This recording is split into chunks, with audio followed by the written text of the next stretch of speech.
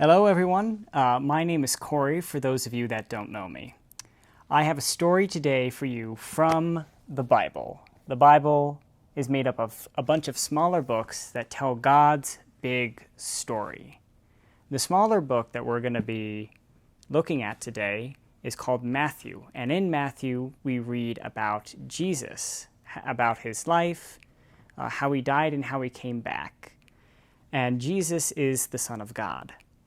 Now, Jesus, he said and did many different wonderful and awesome things. He did so many, in fact, that people came from all over, from miles and miles away, from different towns, so that they could hear what he was saying and see the things that he did. One of the things that he said is this: "You are the salt of the earth, but suppose the salt loses its saltiness. How can it be made salty again? It is no longer good for anything. It will be thrown out, and people will walk all over it." That's kind of crazy, right? Jesus says, you and I, that we are salt, the salt of the earth. Don't worry, he doesn't mean salt like this, like we have at home and we put on our food.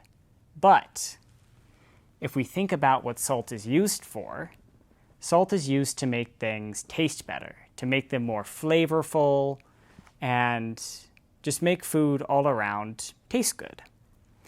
And what Jesus is saying is, much like how salt makes food better, as Christians we're supposed to make people's lives better. And we do that by showing people God's love. And there's so many different ways that we can show people God's love. But that's not the only thing Jesus said here. Jesus also said, "You are the light of the world. A city on a hill cannot be hidden. Also, people do not light a lamp and put it under a bowl. Instead, they put it on a stand. Then it gives light to everyone in the house. In the same way, let your light shine in front of others.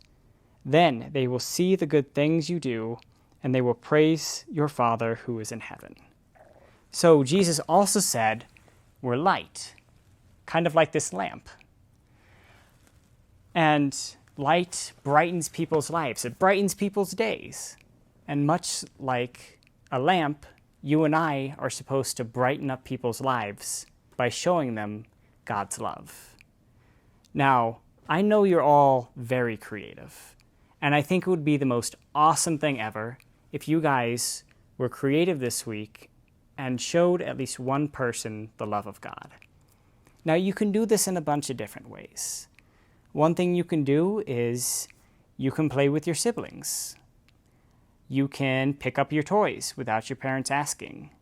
Or for you bigger and stronger kids, you can take out the trash without your parents asking, before they even have a chance. I know they would definitely feel loved if you do that. Or you can check up on your friends, like just give them a phone call and ask them how they're doing. There are so many ways we can show people God's love. And when we do that, we can make people's lives better, like salt makes food better. And we can brighten up people's lives just like a lamp does. I hope you all have a great week, and I hope to see you again soon. Bye.